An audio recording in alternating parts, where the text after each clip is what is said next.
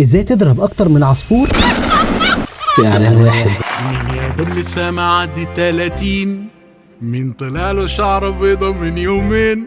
لو وقفت اي حد في الشارع وقلت له ايه افضل اعلان كان في رمضان 2026 هيقول لك اعلان وادي دجله بدون اي منازع. الاعلان قدر يحلل الطرفين صح. الكلاينت من بره هو عايز يبيع، ده اكيد، اما من جوه هو عايز يكون ترند في وسط موسم مليان اعلانات ومنافسين شرسين. اما الجمهور فهو عايز يشتري بس من جواه محتاج انه يتكاس.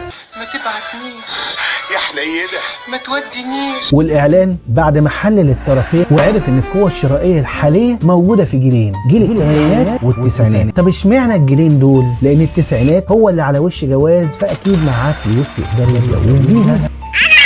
اما الثمانينات اغلبه متجوز وممكن يكون بيفكر ان يجيب شقه علشان يجهز حد من ولاده، فما فيش مانع ان احنا نجيبه في النص ونقول انه يا دوب كاسر ال30.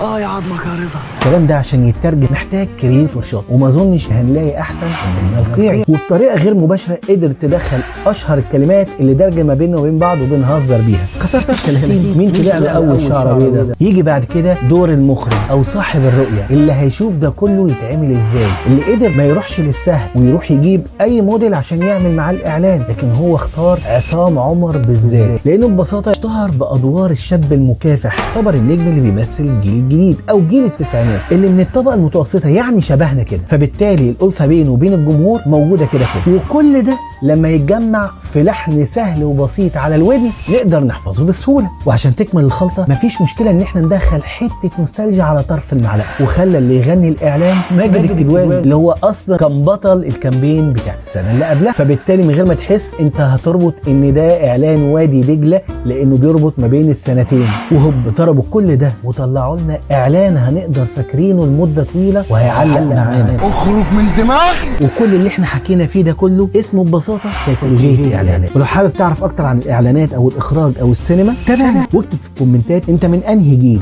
جيل الثمانينات الطيب ولا الجيل اللي بيعايرهم انهم كسروا ال30؟ وانت كمان فلاح. انا خالد نبيل، دايركتور اند كريتيف دايركتور، ودي اعلانات خالد نطاق الصندوق.